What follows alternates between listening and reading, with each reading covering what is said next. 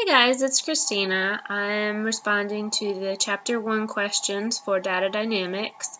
The first question relates to something that really stood out to me as I was reading, and what struck me the most was the scenario that was provided using the child Raquel.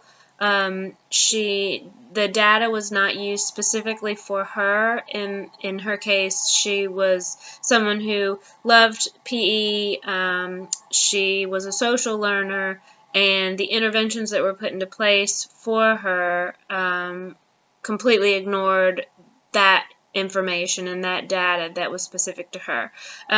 What really strikes me about that is that so often we look at the data as a whole, which can be important and can offer valid information, but the data is there in schools to help us specifically reach each individual child's needs. So that really stands out to me as a reminder that we need to use data to get down to the heart of each student that we're working with and not just look at the overall information, especially from an administrator's position.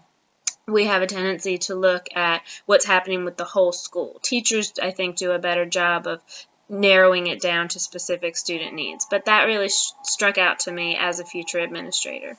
The second question is, what implications does the reading have for me as a professional?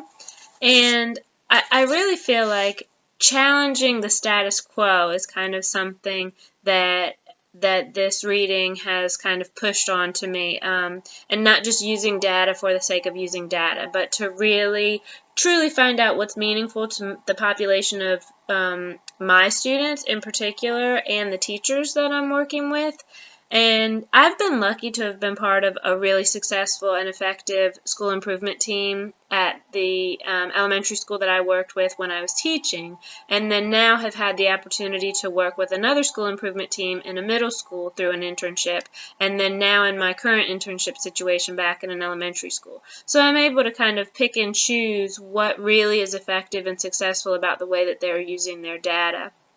And I think that being able to do that and use that information and apply it to whatever population I end up working with when I get a job, I think is really kind of key. And also, somewhat unrelated, but I think a good ending point for me is I found a quote in the conclusion part of the chapter that said, "Whatever your official title, you are a leader when you raise questions and share ideas from your professional reading and reflection."